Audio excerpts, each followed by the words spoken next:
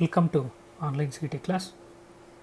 Today's class we will discuss MCQs on heat and thermodynamics. So first one, Fahrenheit and Kelvin scales of temperature will give same reading at -40, 313, 574.25, 732.75. So we know the relation between Fahrenheit and Celsius scale.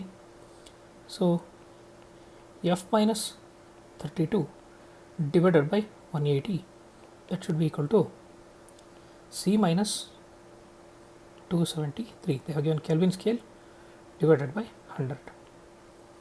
So our intention is both of them should be equal. Let F is equal to C is equal to some x. So both are given to be equal. Find x. So x minus 32 divided by 180 is equal to x minus 273 divided by 100. So simplify this. 25 is a 29 is a cross multiply. 5x minus 160 is equal to 9x minus 273 into 9.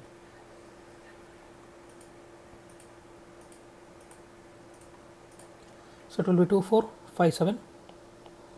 So you can take this as 273 into 10 minus 1. 273 into 10 is 2730 minus 273, that will give you 2457. So send this to this side, send this negative term to left hand side. So 2457 minus 160 will be 2297, that is equal to 4x. So x is equal to 2297 divided by 4, that is equal to 574.25. So 574.25 Kelvin is equal to 574.25 Fahrenheit. So that is option C.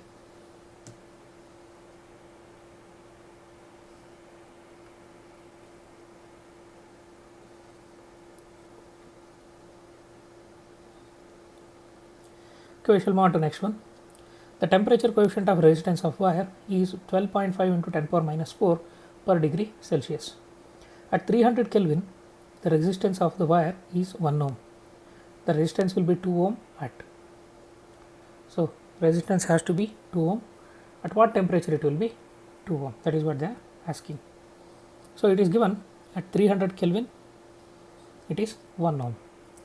So let us say resistance at 0 degree Celsius is R naught, then resistance at T degree Celsius is given by R naught into 1 plus alpha into T, where T is temperature in degree Celsius.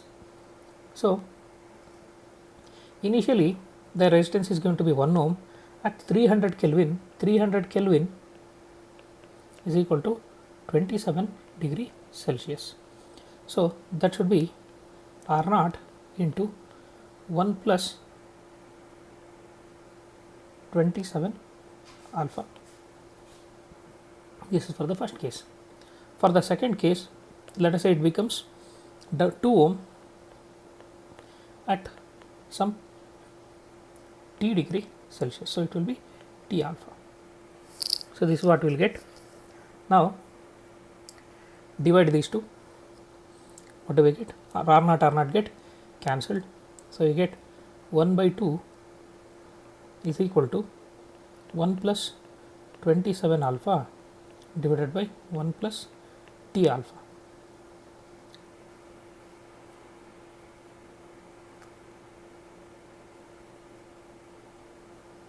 So cross multiply, you will get 1 plus T alpha is equal to 2 plus 54 alpha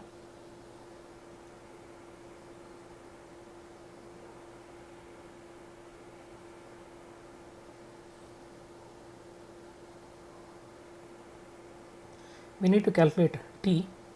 So T alpha is equal to 1 plus 54 alpha. So T is equal to 1 by alpha plus 54. So alpha value is given, just substitute. So 1 divided by alpha is 12.5 into 10 to the power minus 4 temperature coefficient of resistance plus 54. So 10 power 4 comes to numerator, it will become 10,000.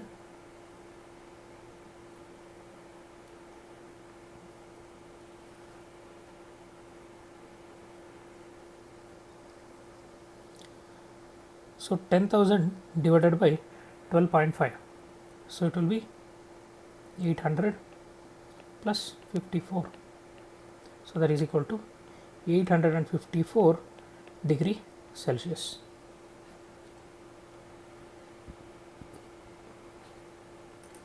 So this option is not there, they have given it in Kelvin, convert it to Kelvin. So 854 plus 273 Kelvin, that is 1127 Kelvin, that is option D.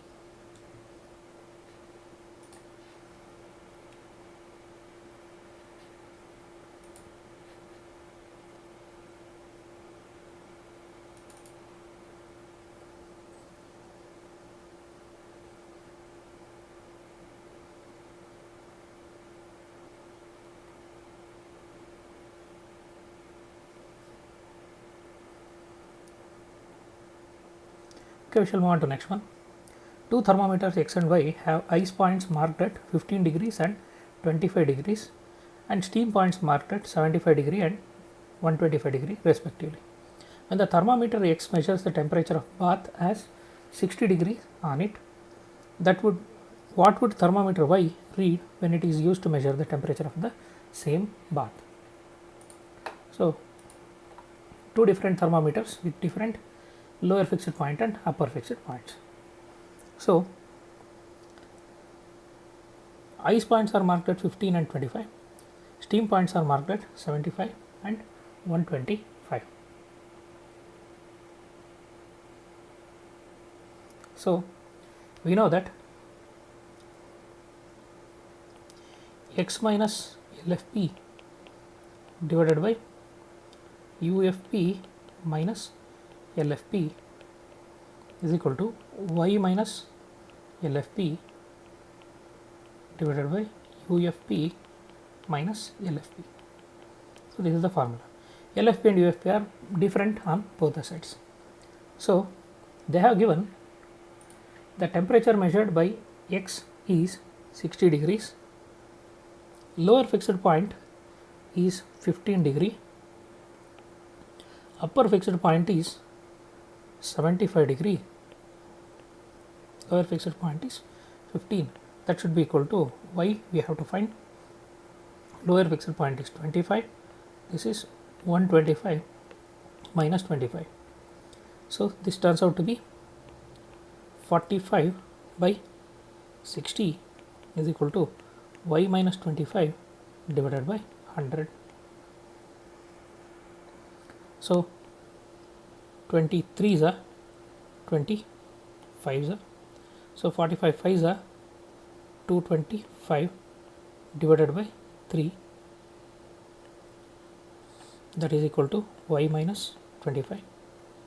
So 225 by 3 is 75 is equal to Y minus 25. So Y is equal to 100 degrees, that is option C.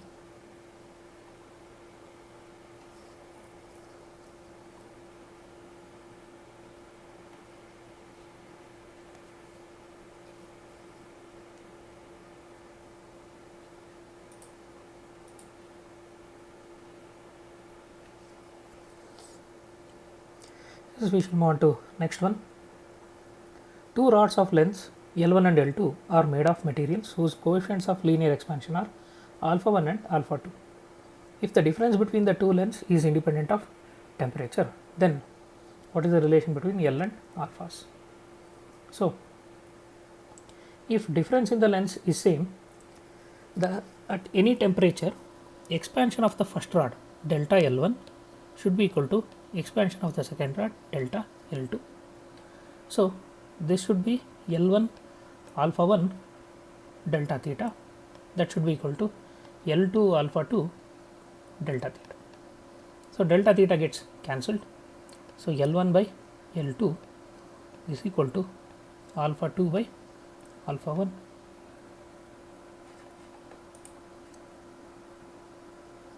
That should be option B.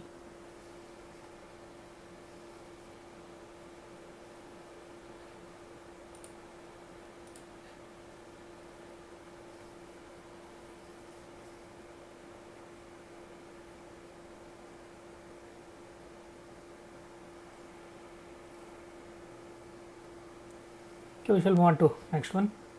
An iron tire is to be fitted onto wooden wheel 1 meter in diameter. Diameter of the tire is 6 millimeters smaller than that of the wheel.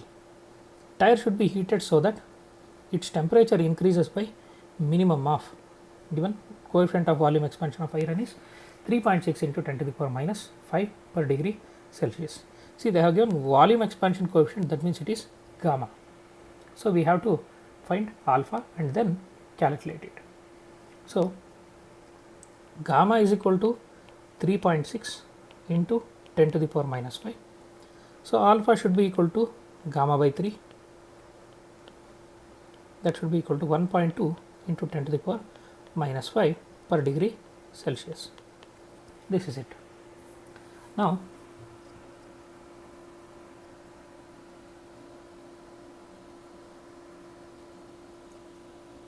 what they have given is diameter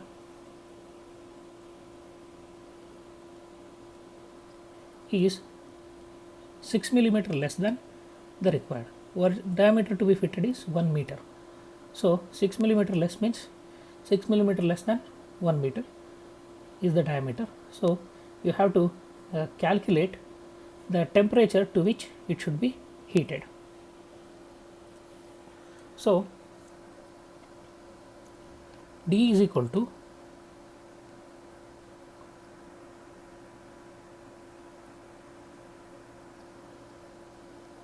or we can write delta D is equal to d alpha delta theta. Delta theta is rise in temperature.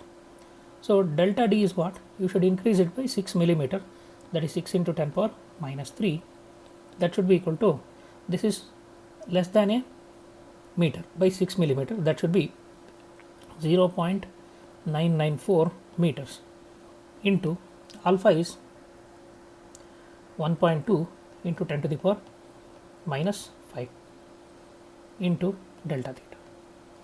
So delta theta is equal to 6 into 10 to the power minus 3 divided by 0.994 into 1.2 into 10 power minus 5. So this will be, if I take this to numerator, it will be 100. So 600 by 1.2, 500 divided by 0.994. 0.994 is approximately 1. So roughly it is 500 degree Celsius. This should be the rise in temperature. So rise in temperature should be 500. So again that is option C.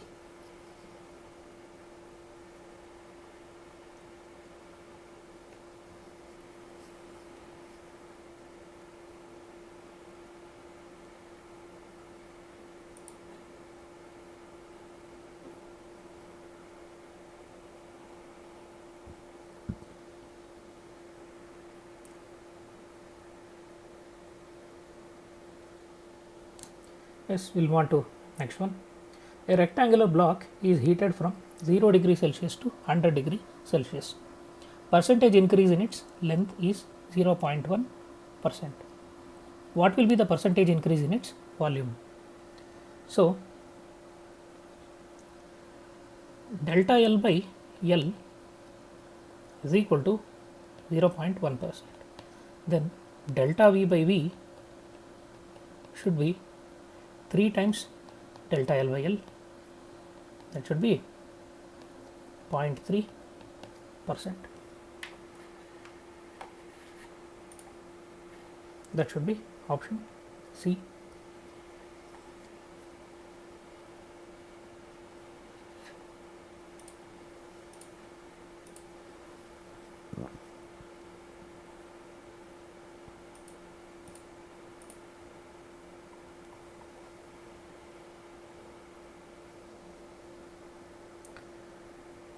Yes, we shall move on to next one. Coefficients of apparent expansion of a liquid when determined using two different vessels A and B are gamma 1 and gamma 2 respectively. If the coefficient of linear expansion of vessel A is alpha and coefficient of linear expansion of B is, we have to find coefficient of linear expansion of B. So, we know that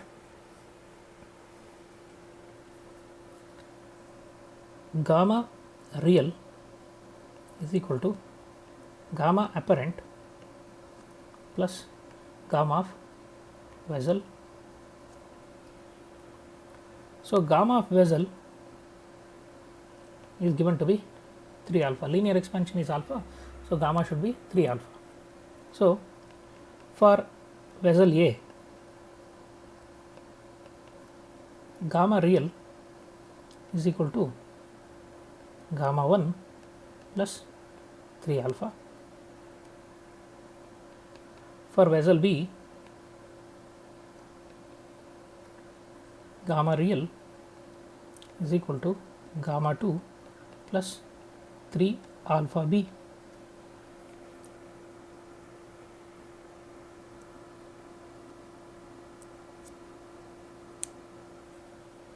So, from this gamma 1 plus 3 alpha should be equal to gamma 2 plus 3 alpha B.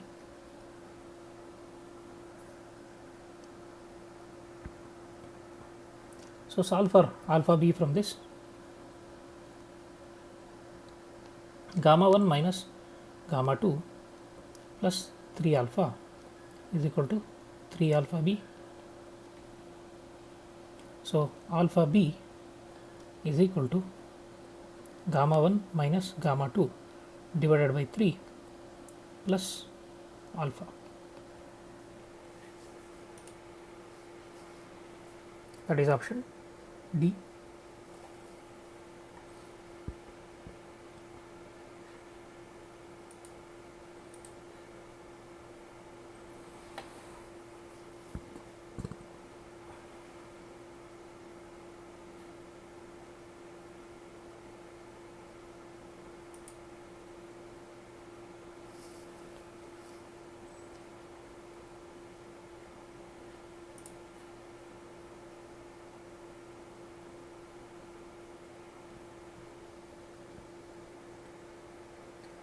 Yes, we shall move on to next one.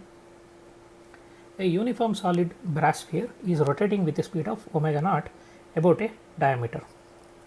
If its temperature is now increased by 100 degrees, what will be its new angular speed? Given alpha of brass is 2 into 10 power minus 5 per degree Celsius. Now, here we have to apply conservation of angular momentum. I1 omega 1 should be equal to I2 omega 2. So, when you heat the sphere, its radius increases. So, because of that, its moment of inertia increases.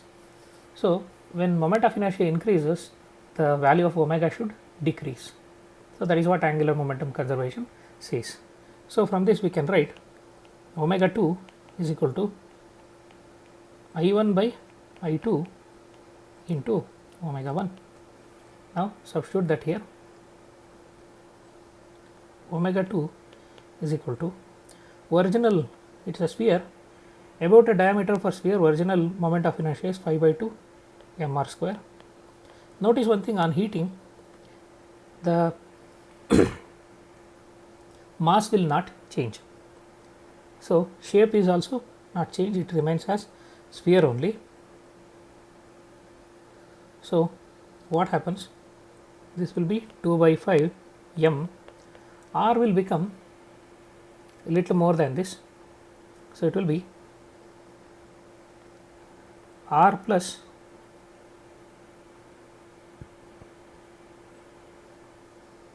or R into 1 plus alpha delta theta, this whole square into omega 1.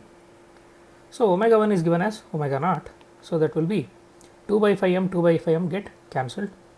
So we will be left with r square divided by, this will be r square into 1 plus, see alpha will be very small, generally 10 power minus 5.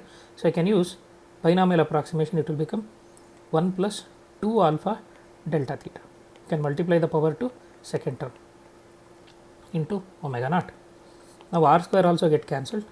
Now substitute for rest of the things, 1 plus 2 into 10 to the power minus 5 into 100 to omega naught. So that is equal to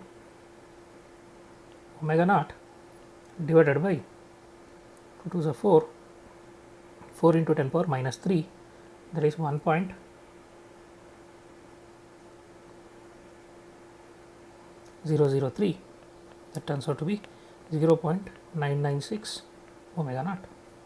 So there is a slight decrease in angular velocity.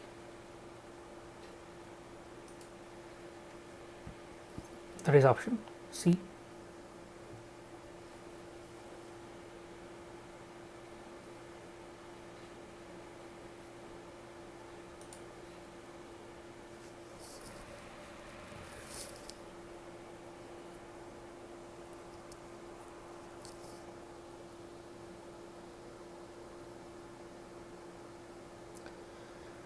Yes, we'll move on to next one.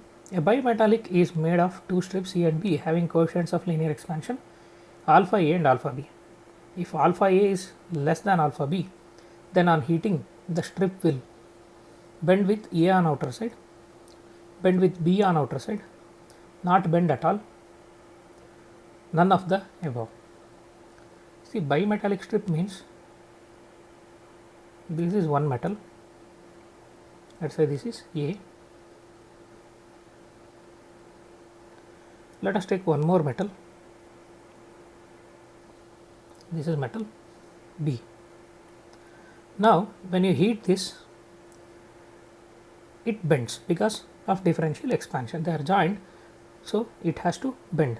When it bends, it will bend such that whichever has greater value of alpha, that will expand more, so that will expand more. So we will just choose this. So let us say it bends this way, don't know whether it bends towards right or left. Now it is a bimetallic strip, this is one metal, this is another metal. Now this length is obviously greater than this because it is outer circle, this is inner circle. So because of this, this should have greater value of alpha. So greater value of alpha is for B, so the outer one should be B, inner one should be A. So it will bend with B on outer side, that is option B.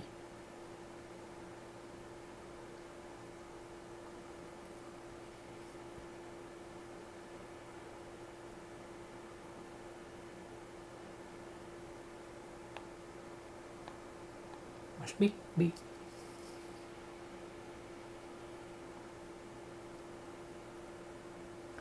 We shall move on to next one. The temperature of a gas contained in a closed vessel of constant volume increases by 1 degree Celsius when the pressure of the gas is increased by 1%. The initial temperature of the gas is. So what I have given is temperature of the gas in a closed vessel of constant volume increases by 1 degrees when pressure increases by 1%. Then what is the initial temperature of the gas? So the process takes place at constant volume condition.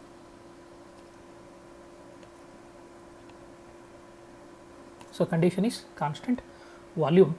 So because of this, P should be directly proportional to temperature. So P by T should be equal to constant.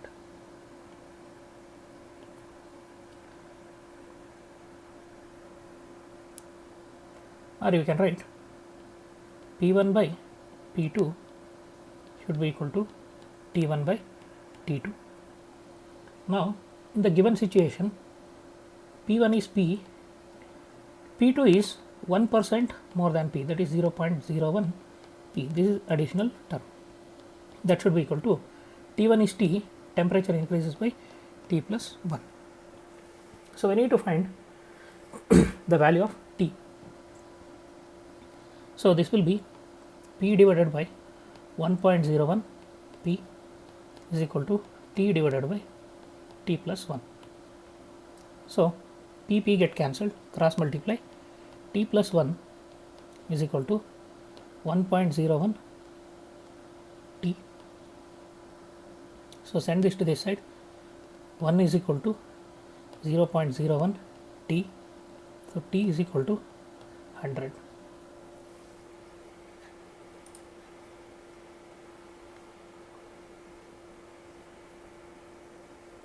Degree Celsius.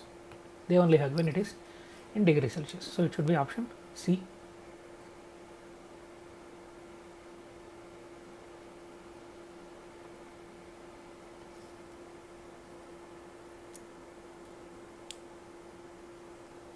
Oh, this is in Kelvin. Whenever you are using this, should be in Kelvin. So, it should not be degree Celsius, it should be in 100 Kelvin.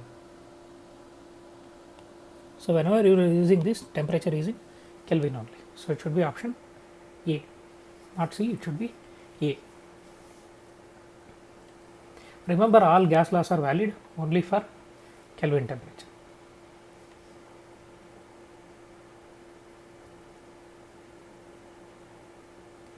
Yes, we shall move on to next one. Which of the following is not a thermodynamic coordinate? Gas constant, pressure, volume, temperature. So, pressure, volume and temperature, they are variables. So, they are thermodynamic coordinates. Gas constant is a constant, it is not a thermodynamic coordinate. So, it should be option A.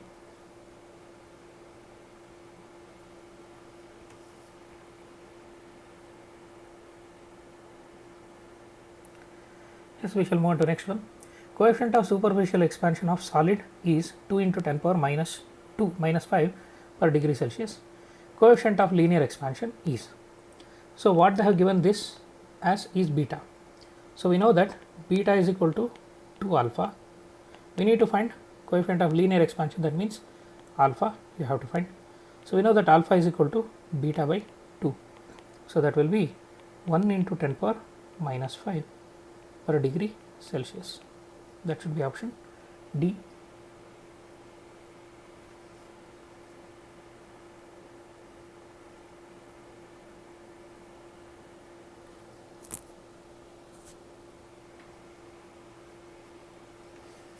Yes, we shall move on to next one. Two cylinders A and B fitted with pistons contain equal amounts of an ideal diatomic gas at 300 Kelvin. The piston of A is free to move while that of B is held fixed.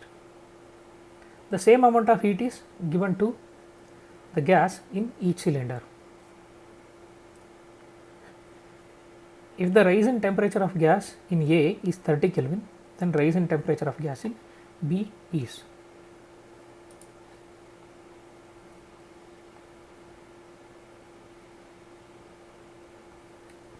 So, what they have given, piston A is free to move, whereas piston B is held fixed. That means in A the process that is taking place is isobaric. Free piston means it is isobaric, pressure remains constant. Held fixed means it should be volume constant, so it should be isochoric process. So, for A it is isobaric process. So, heat supplied should be equal to mu Cp delta T or delta theta. So let us say rise in temperature here is theta 1, delta theta 1. So for B, it is isochoric, so volume remains constant, delta Q is equal to mu Cv delta theta 2. Now they have given heat supplied in both the cases is same, that's why equating these two, Cp delta theta 1 is equal to Cv delta theta 2. So Cp is what? 7R by 2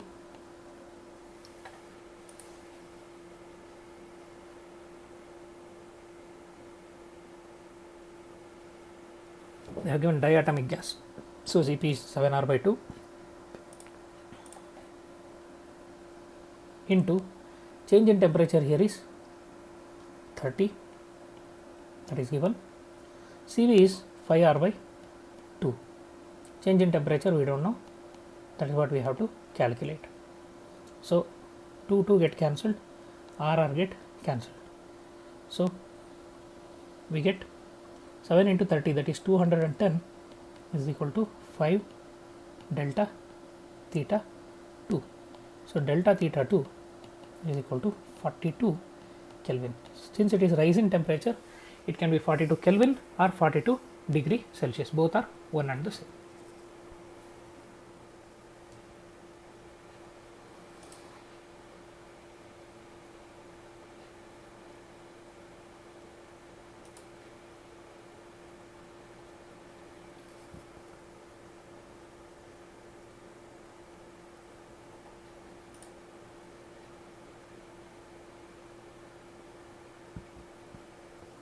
So that is option D.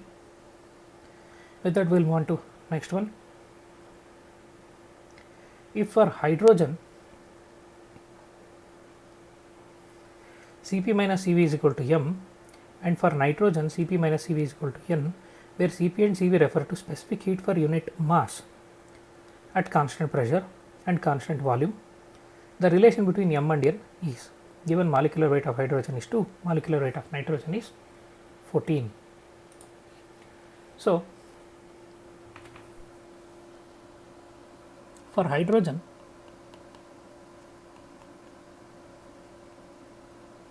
Cp minus Cv is equal to m, so molecular weight is equal to 2, let us call it as m1. For nitrogen,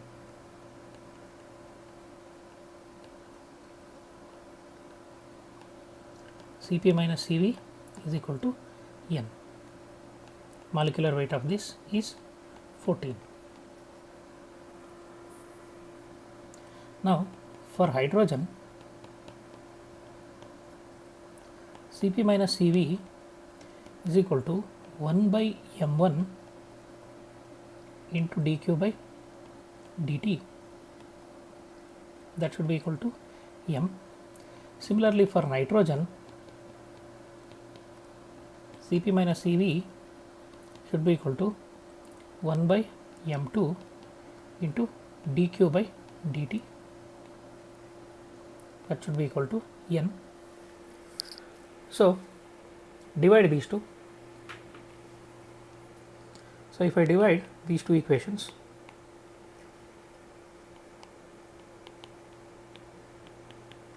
m by n should be equal to m2 by m1, that is equal to 14 by 2, that is 7. So this implies m is equal to 7 times n. So this should be the answer. That is option C.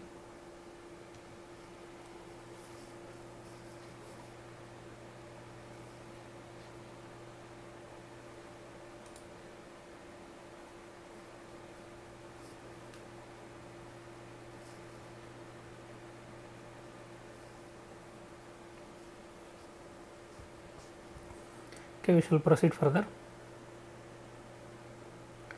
To two cylinders of same diameter, one of iron and other of silver, are placed in close contact as shown in figure.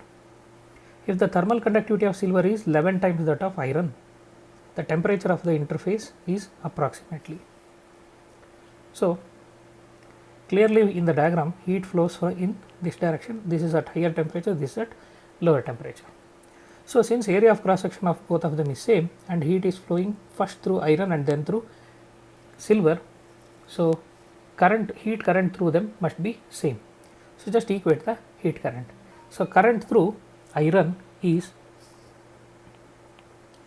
Kf into A into 100 minus theta. Let us say theta is the junction temperature divided by D, that should be equal to thermal conductivity of silver Ag into A into theta minus other temperature is 0. See, here it is 100, here it is 0, this let it be theta. So, 100 minus theta for iron, theta minus 0 for silver. Notice one thing, heat current flows in this direction. So, given that thermal conductivity of silver is 11 times that of iron, so this divided by D, D is same for both, D gets cancelled, A gets cancelled.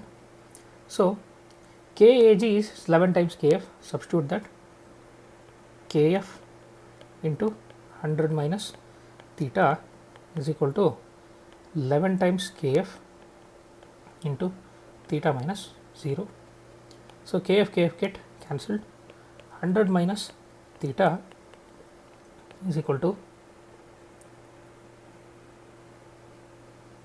11 theta. So, 12 theta is equal to 100. So, theta is equal to 100 by 12, that is 8.3 degree Celsius. That should be option D.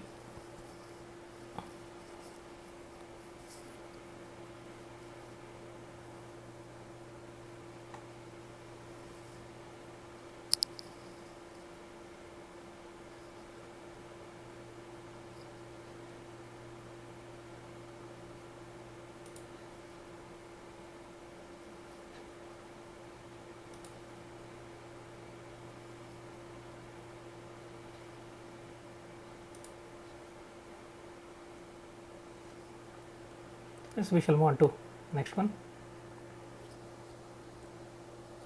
Two rods of equal length and area of cross section are kept parallel and locked between temperatures 20 degree Celsius and 80 degree Celsius. Ratio of effective thermal conductivity to that of the first rod is, the ratio K1 by K2 is 3:4. So, K1 by K2 is given, it is 3:4. You have to find the ratio of effective thermal conductivity to that of first rod. So, here they have given two rods are kept in parallel. So, this is one and another one is this. So, they are of equal length and equal area. So, this has thermal conductivity K1, this has thermal conductivity K2. So, this side the temperature is, let us say 20, here it is 80. So, heat flows in this direction. So, ratio of effective thermal conductivity to that of the first rod is. So, these two rods are in parallel.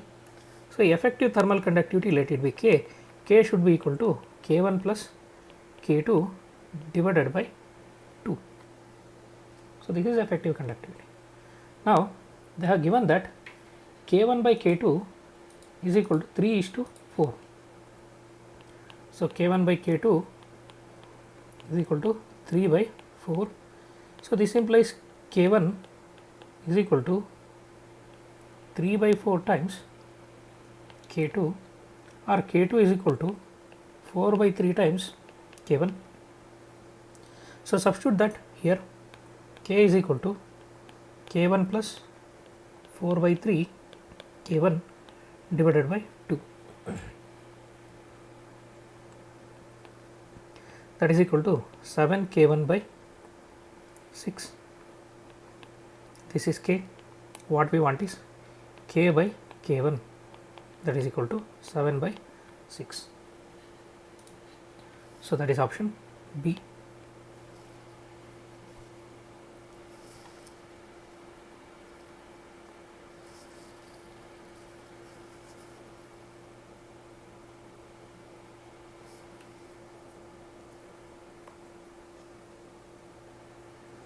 Yes, with that we'll move on to next one. The amount of heat energy radiated by a metal at temperature T is E.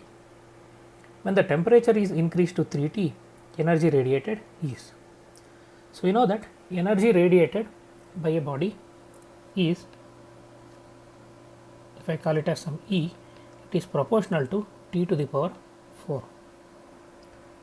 So if T is made 3T, then energy becomes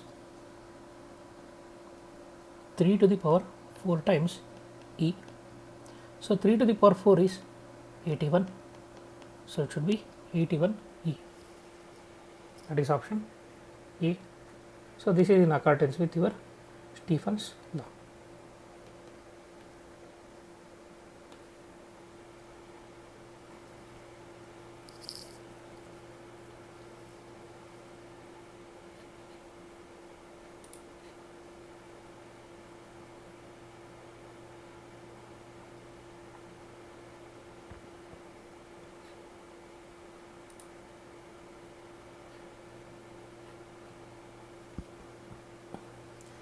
Yes, we shall move on to next one.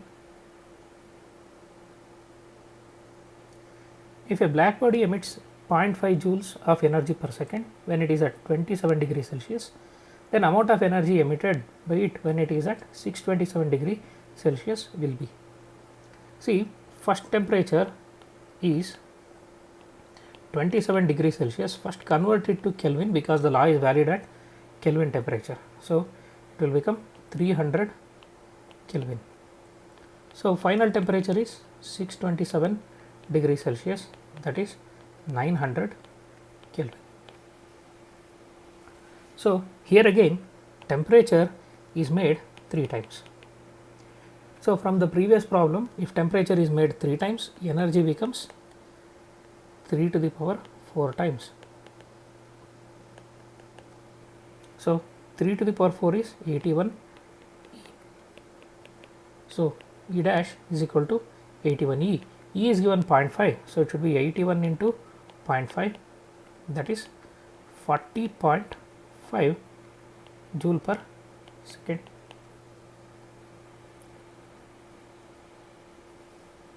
That is option C.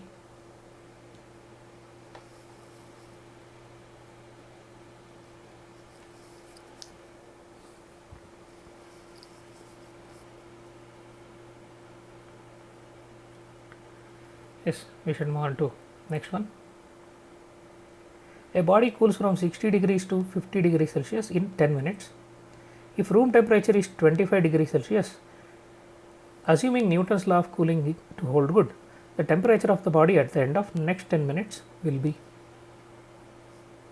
So this is based on Newton's law of cooling. So according to Newton's law of cooling, d theta by dt is proportional to theta minus theta naught, where theta naught is surrounding temperature. So for the first case they have given it cools from 60 to 50 in 10 minutes.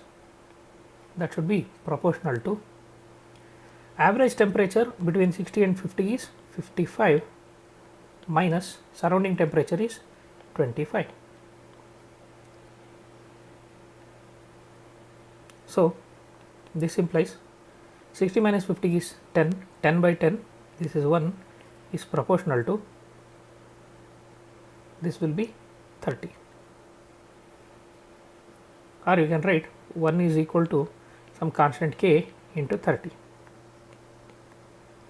So call it as equation 1. Now further in next 10 minutes how much it will cool to? Let us say it will cool to a temperature x. So starting temperature is 50 minus x divided by 10 minutes, that should be equal to k into, see average of 50 and x is 50 plus x divided by 2 minus surrounding temperature is still 25. So this is what you will get.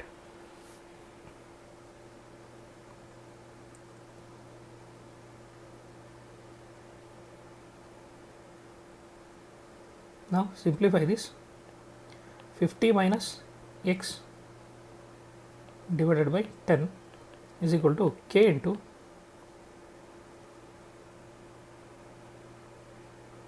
25 plus x by 2 minus 25. So that will give you 50 minus x by 10 is equal to k into, look at this, 25 get cancelled, you will be left with only x by 2. So we need to eliminate k to get x. So 2 1s are 2 5s are, cross multiply, 50 minus x is equal to 5 k x.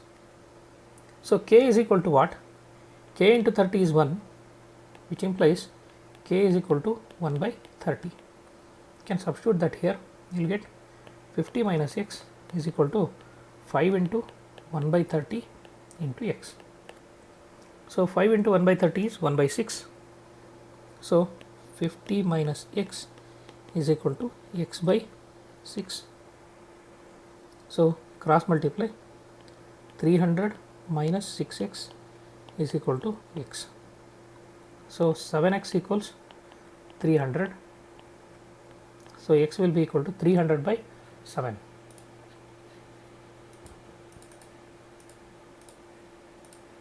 So that is 42.85 degree Celsius.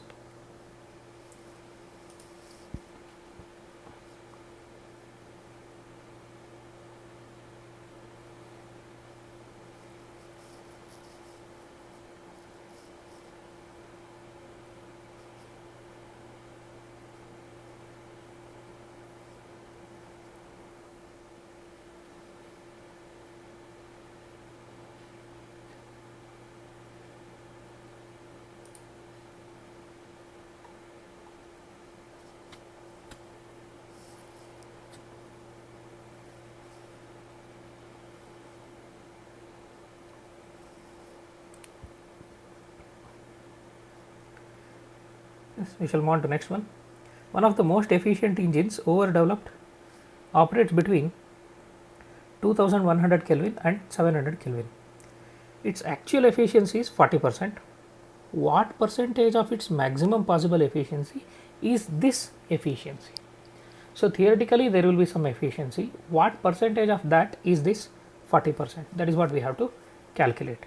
So first calculate theoretical efficiency of the engine. So that is eta is equal to 1 minus T2 by T1. So that will be 1 minus 700 divided by 2100, that is 1 minus 1 by 3. So that is 2 by 3. So in percentage we have to multiply it by 100. So that will be 66%. So this is theoretical efficiency, but actual is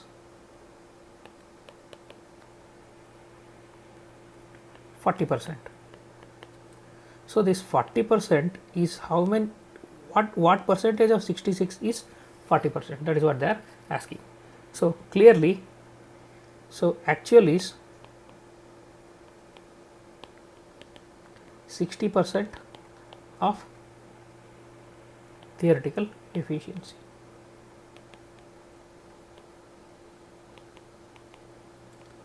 See, 10% of 66 is 6.6, 20% is 13.2, 30% is 19.8, and so on. So 60% is around 40%. So actual efficiency is 60% of the theoretical efficiency. So that is option B.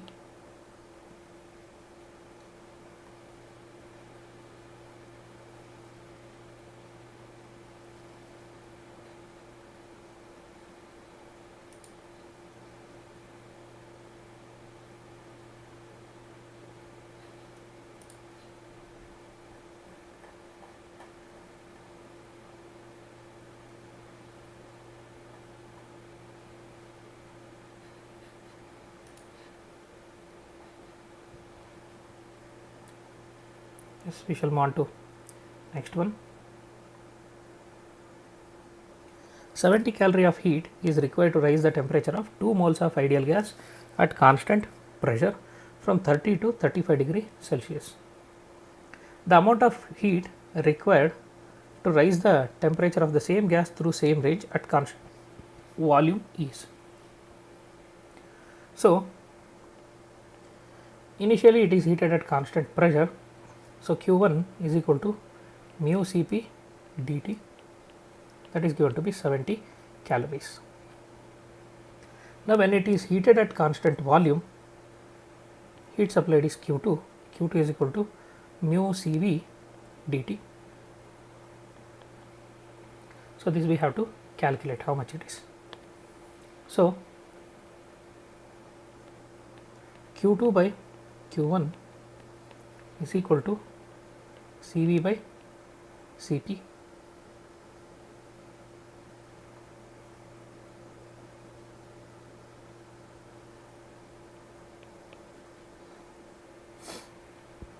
Or Q2 is equal to Cv by Cp into Q1, that is equal to Cv by Cp is 1 by gamma for the gas, 1 by gamma, Cp by Cv is gamma, Cv by Cp is 1 by gamma into 70.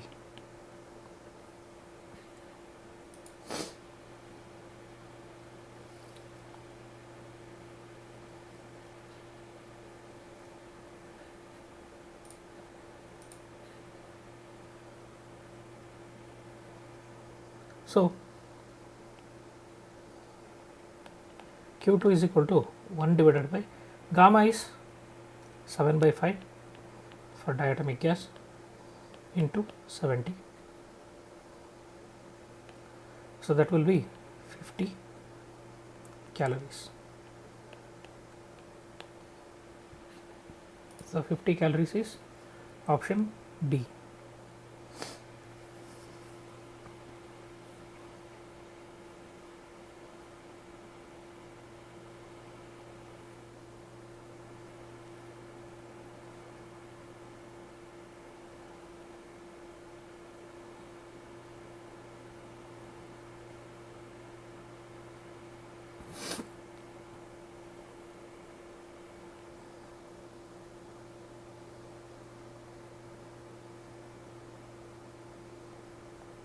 As we shall move on to next one. The ratio of radii of two spheres of same specific heat is 1:4. Then the ratio of their heat capacities will be.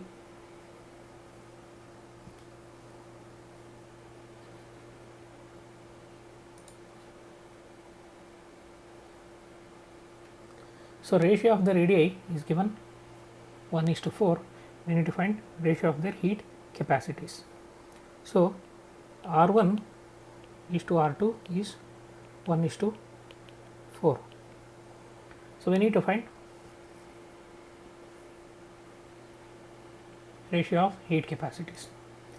So, further what they have given,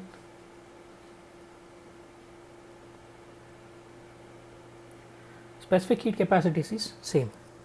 So, C1 is to C2 is 1:1. So, they have given same specific heat. So, heat capacity of 1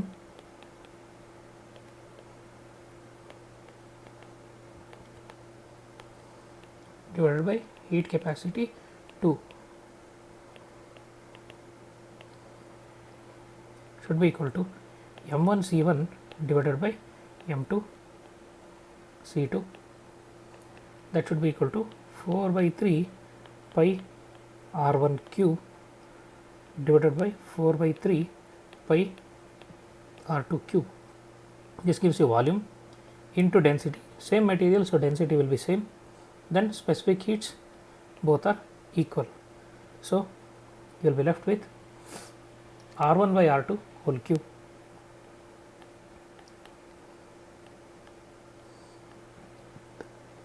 So radii ratio is given 1:4, so it is 1:4 whole cube, that is 1 by 64. That is option A.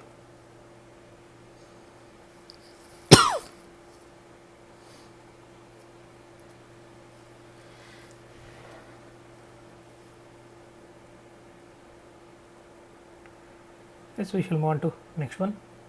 A Carnot's engine operates with source at 127 degrees Celsius and sink at 27 degrees Celsius. If source supplies 40 kilojoule of heat energy, work done by the engine is. So T1 is given, it is 127 degrees Celsius, that means 400 Kelvin. T2 is given 27 degrees Celsius, that means 300 Kelvin. Don't forget to convert it to Kelvin, otherwise formula will be wrong. So heat supplied per cycle is 40 kilojoule. So work output we have to calculate. So we know that eta is W by Q1, that is equal to 1 minus T2 by T1. So W is equal to Q1 into 1 minus T2 by T1. That should be 40 into 1 minus 300 by 400. That will be 40 into, so this will be 3 by 4, 1 minus 3 by 4 is 1 by 4. So that gives you 10 kilojoule. That is option B.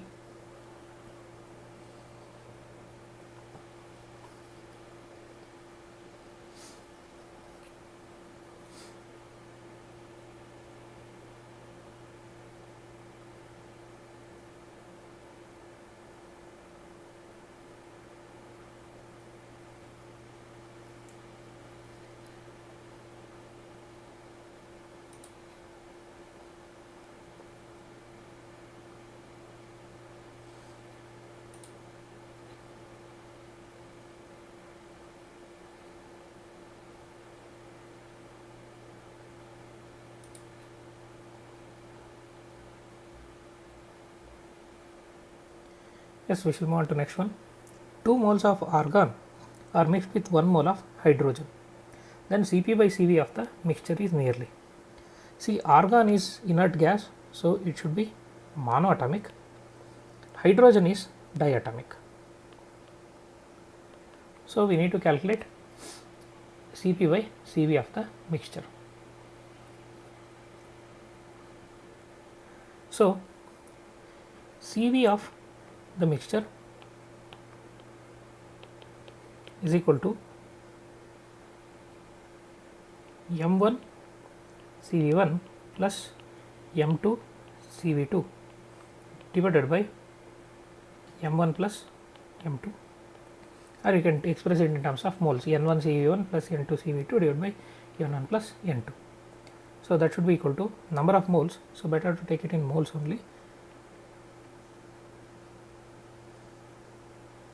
Okay, let us take this in moles only, that will be more convenient in this problem.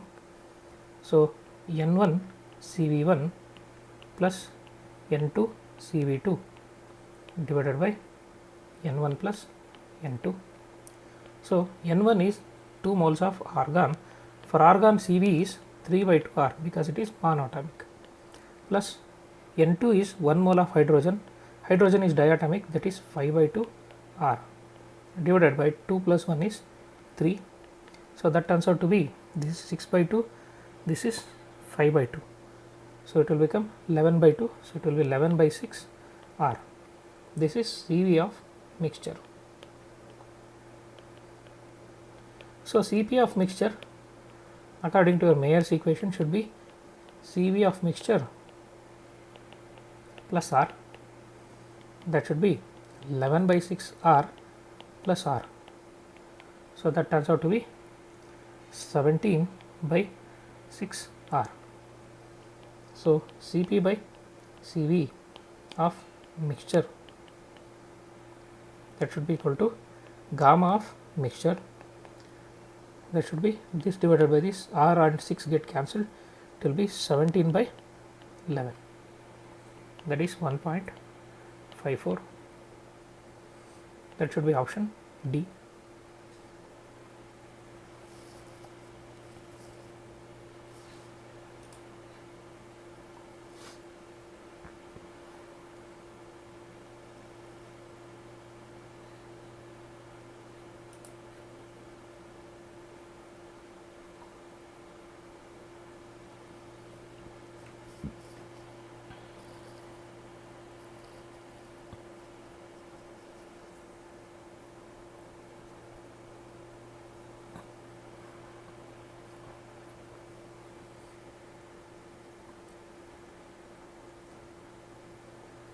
So we shall move on to next one. If two ends of length L, two rods of length L and 2L having coefficient of linear expansion alpha and 2 alpha respectively are connected end on end, average coefficient of linear expansion of the composite rod is. So there are two rods. This is one rod of length L, linear coefficient of expansion alpha.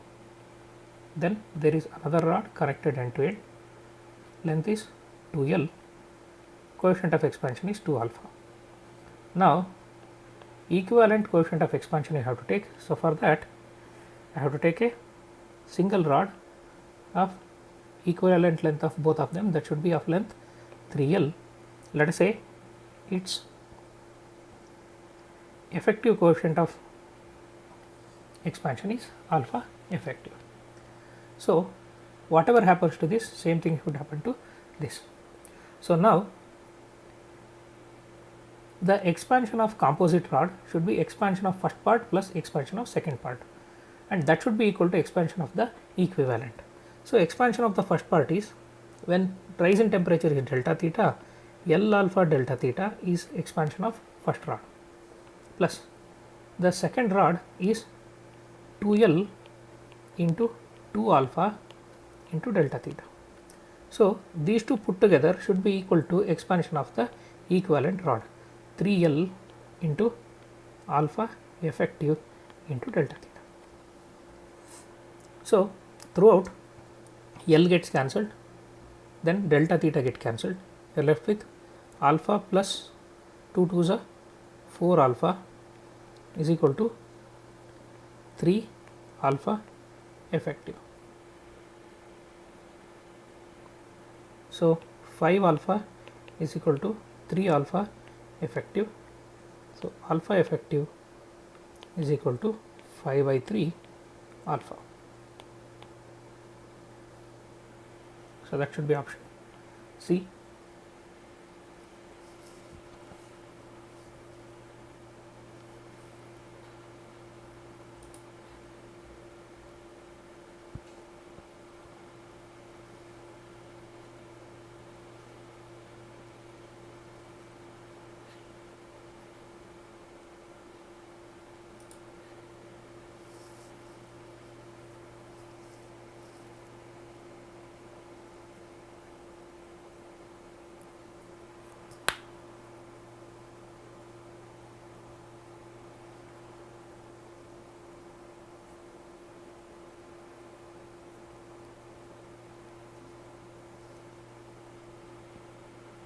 Yes, we shall move on to next one. 4 kg of ice at minus 15 degrees are added to 4 kg of 5 kg of water at 15 degree Celsius. The temperature of the resulting mixture equals. So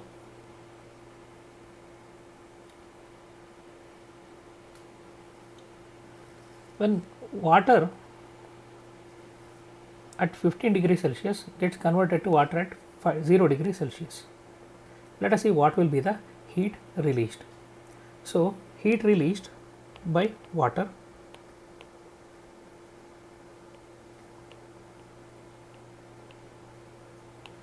is Q is equal to ms delta theta, that is equal to 5 kg of water, that is 5000 grams. Specific heat of water in calories is 1 calorie per gram. Change in temperature is 15. So, this turns out to be 75,000 calories. This much heat is released by water. So, specific heat of or latent heat of ice is 80. So, due to this released heat, mass of ice that melts is m is equal to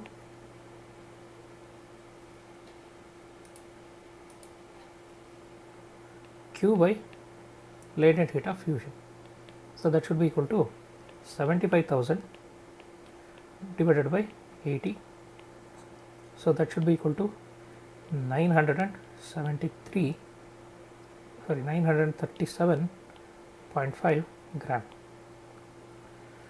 So, you have taken 4 kg of ice and only 937 gram of ice will melt. So, whole ice will not melt, hence resulting temperature is 0 degrees only.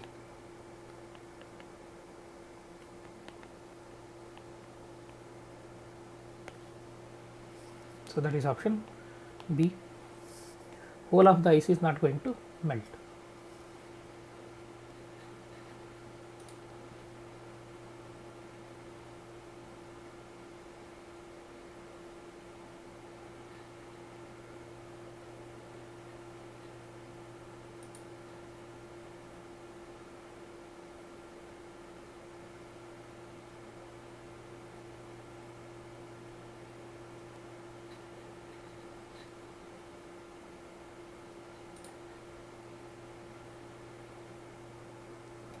Yes, we shall move on to next one. Density of a substance at 0 degree Celsius is 10 gram per cc, and at 100 degree Celsius its density is 9.7 gram per cc. Coefficient of linear expansion of the substance will be. So, you need to find coefficient of linear expansion of the substance. They have given densities. So, density variation is related to volume expansion coefficient gamma. So, gamma is equal to delta rho divided by rho delta t or delta theta. So, that should be equal to rho 1 minus rho 2 divided by rho 1 into theta 2 minus theta 1. This will give you gamma. So, substitute this 10 minus 9.7 divided by 10 into change in temperature is 100 minus 0. So, that will give you 3 into 10 to the power minus 4. This is the value of gamma. So, alpha is gamma by 3. So, that will be 3 into 10 power minus 4 divided by 3, that is 1 into 10 to the power minus 4 per degree Celsius. So, that should be option C.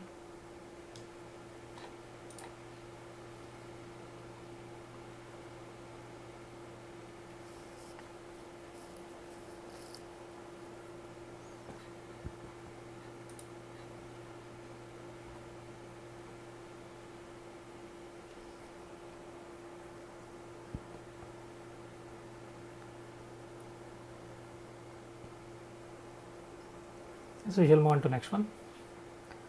If the ratio of specific heat of gas at constant pressure to that at constant volume is gamma, the change in internal energy of a mass of gas when volume changes from V to 2V at constant pressure P is. So we need to calculate change in internal energy of the gas. So we know that change in internal energy of the gas, delta U is equal to 1 divided by 1 minus gamma into P2 V2 minus P1 V1. So delta U is equal to P2 is P, V2 is 2V, volume is doubled at constant pressure. So this must be P into V divided by 1 minus gamma. So that turns out to be 2 PV minus PV is PV divided by 1 minus gamma. This should be change in internal energy. So that is option C.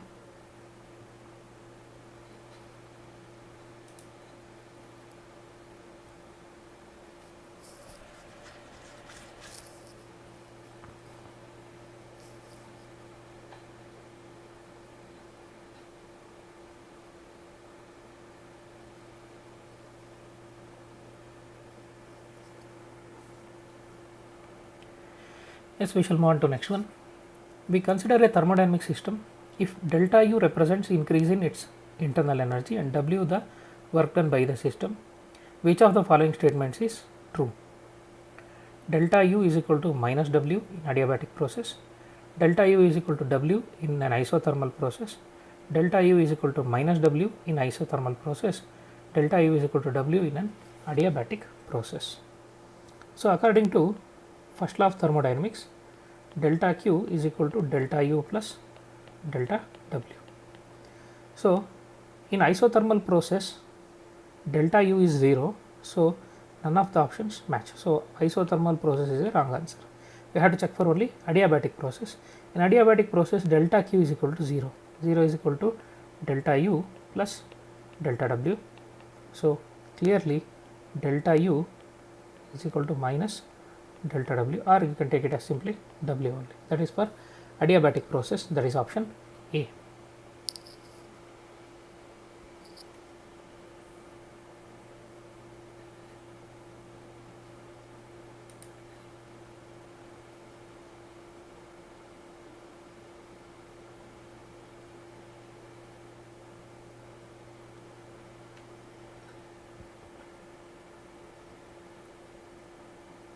Okay, we shall move on to next one. Work done by 0.1 mole of gas at 27 degrees Celsius to double its volume at constant pressure is given R is equal to 2 calorie per mole per Kelvin. So we have to calculate it in calories. So in constant pressure, that is isobaric process, work done is P delta V. So that should be equal to P into 2V minus V. So double the volume. So that should be PV, but we know that PV is equal to mu RT.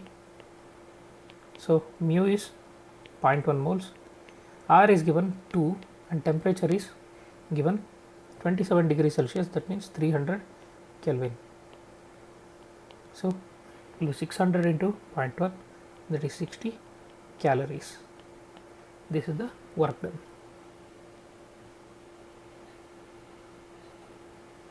So that is option B.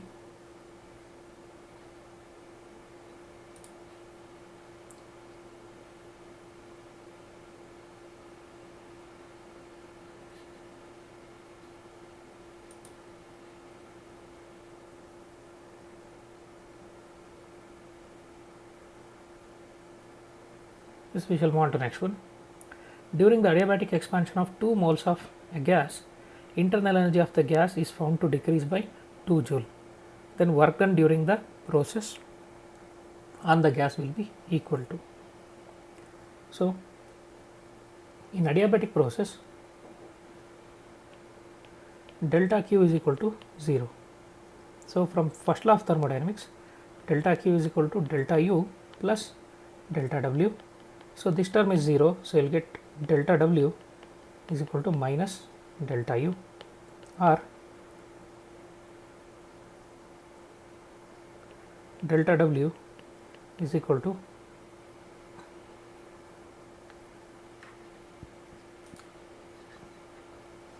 So internal energy of the gas is found to decrease by 2 joules.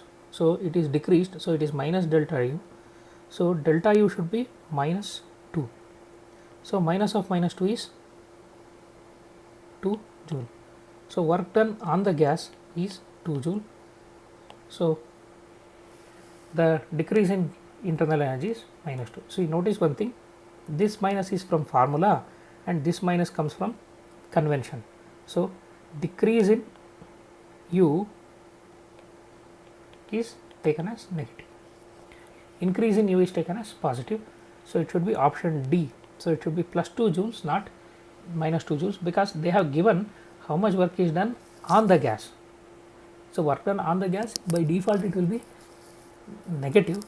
So here work done on the gas is 2 joules. 2 joule of work is done on the gas means, so work done by the gas is minus 2 joules. So here they have asked for on the gas only, so it should be option D, not option A.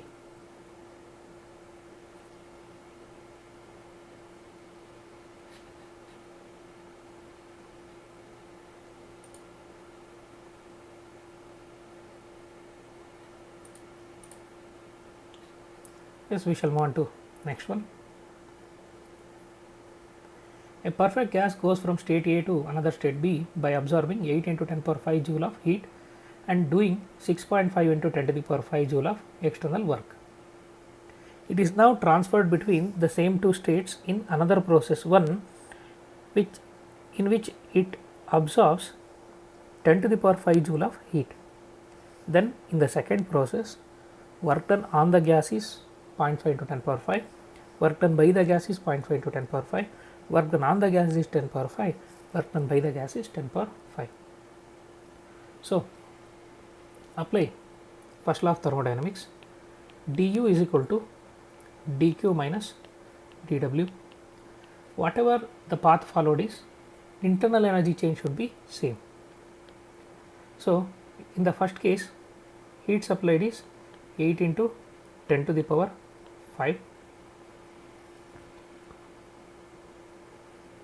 minus work done is 6.5 into 10 power 5.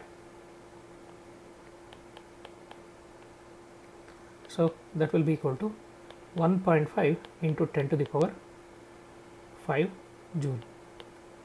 This is du. This is for first process.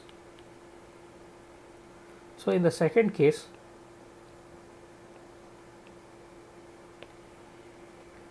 dw is equal to dq minus du.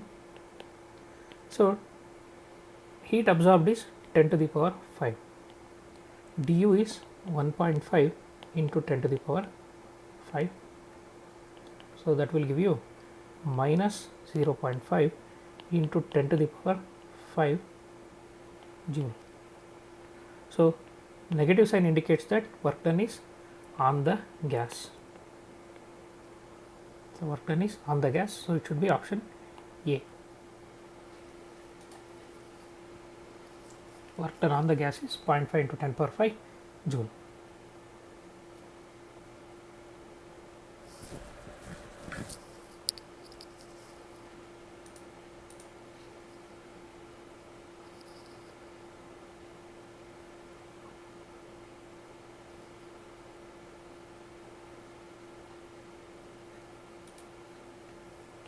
So we shall move on to next one. During an adiabatic process, the pressure of a gas is found to be proportional to cube of its absolute temperature. Ratio of Cp by Cv for the gas is. So they have given it's an adiabatic process. For adiabatic process, P is proportional to T to the power gamma divided by gamma minus 1, and also it is given that P is proportional to cube of temperature.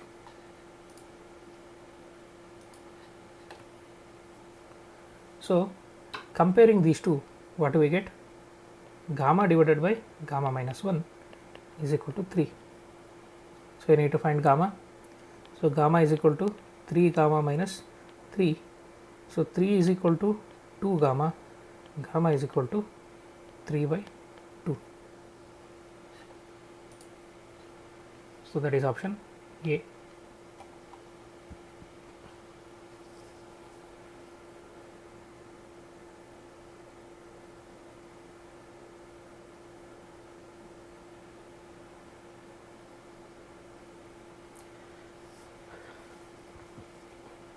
Next we shall want to next one. Temperature of sink of a Carnot engine is 27 degrees Celsius. If efficiency of engine is 25%, then temperature of the source must be. So efficiency is given 25%, that is 0.25, can write it as 1 by 4. T2 is given, sink temperature is 27 degree Celsius, converted to Kelvin, that is 300 Kelvin. So I need to find source temperature. So direct question, eta is equal to 1 minus T2 by T1. So 1 by 4 is equal to 1 minus 300 by T1. So 300 by T1 is equal to 1 minus 1 by 4, that is 3 by 4. So 300 by T1 is equal to 3 by 4.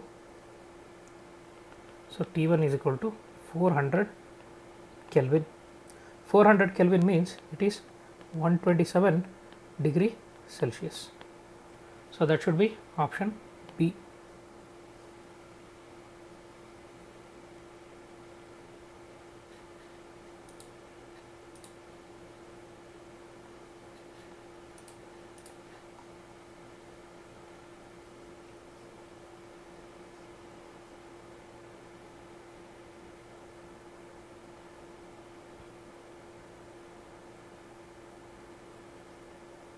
Yes, we shall move on to next one. A system is taken from state A to state B along two different paths 1 and 2. The heat absorbed and work done by the system along these two paths are Q1, Q2 and W1, W2 respectively. Then Q1 is equal to Q2, W1 is equal to W2, Q1 minus W1 is equal to Q2 minus W2, Q1 plus W1 is equal to Q2 plus W2. See, the system is taken between same two states. So then in that case, whatever the path you follow, state 1 to or state A to state B.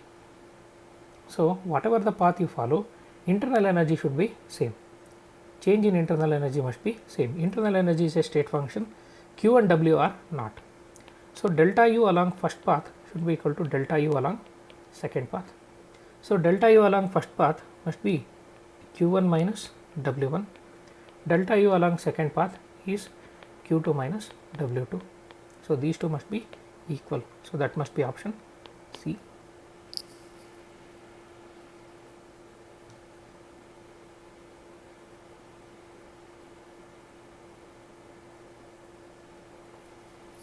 So it must be option C. So that completes problems on heat and thermodynamics. Thank you.